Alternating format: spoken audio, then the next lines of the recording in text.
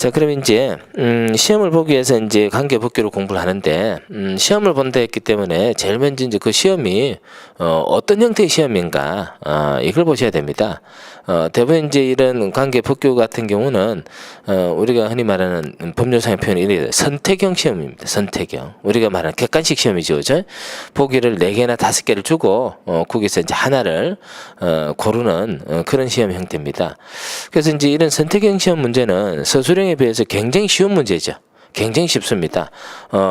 왜 쉬우냐면은 우리가 그 내용을 잘 모르고 답을 정확하게 정하지 못해도 어때요? 답을 맞출 수가 있거든요. 점수를 받을 수가 있습니다.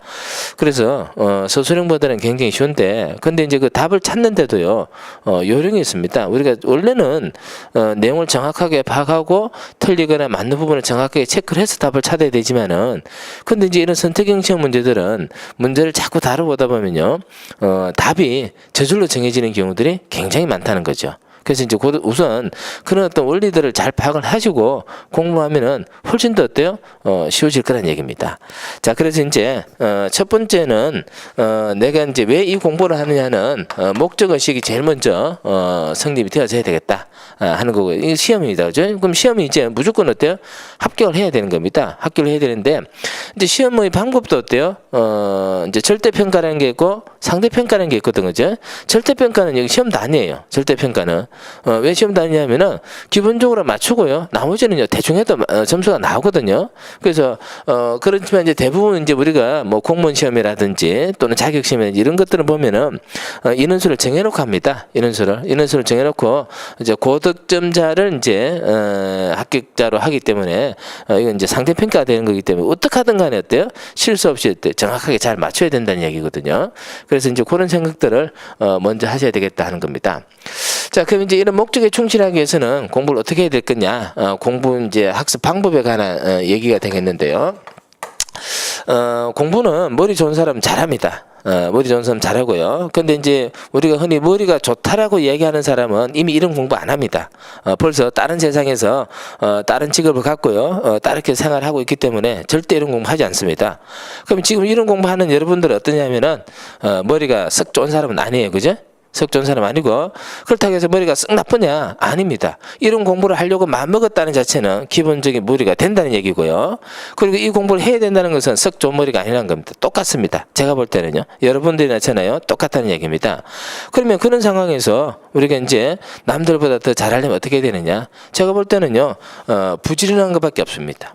열심히 해야 된다는 거죠. 열심히 해야 되는 건데, 이 열심히도 또 한 문제가 있어요. 무조건 한다고 되느냐면 그러지는 절대 않습니다. 그래서 이제 적절하게 요령을 잘 가지고 해야 되는데, 우리가 이제 교육학적으로 여러 가지 이제 교육 이론들이 있거든요. 이제 그런 이론들에 보면은 뭐 다양한 것들이 있어요. 뭐 칠해도구의 법칙이라든지 뭐 이런 얘기들이 있습니다. 그리고 또 이제 우리가 동영상 강의 교육 방송에 보면은 뭐 시간이 20분, 40분 이렇게 제한되는데, 그건 이제 연령대별로 어때요?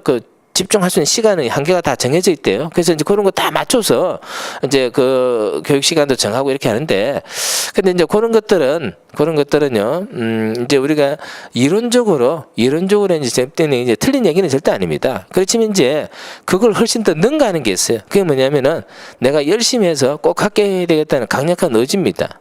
그것만 있으면요, 그거 다 극복할 수 있어요. 그런데 이제 그런 의지를 갖고 하는데 좀 더 효율적으로 하려면 어떻게 해야 되느냐?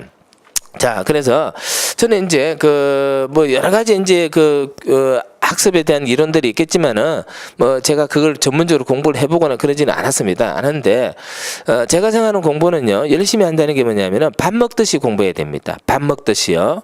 여러분들 이제 아침, 점심, 저녁 주로 이제 이렇게 세 끼를 먹잖아요. 세 끼를 먹는데 그 중에서 가령 어느 날은 점심 한 끼를 걸렀어요. 그럼 어떻게 해요? 배가 고프죠, 그죠?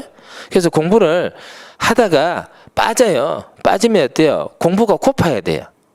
그게 뭐예요? 아주 습관적으로 공부를 해야 된다는 겁니다. 습관적으로요. 그래서 열심히라고 하는 것은 뭐 머리에 띠두르고 하는 게 아니고요. 습관적으로요. 그래서 공부해야 될 시간이면 당연히 공부를 하고요. 또 쉬어야 될 시간이면 또 당연히 쉬어야 되고요. 습관적으로 해야 됩니다. 밥 먹듯이요. 밥 먹듯이 해야 된다는 겁니다.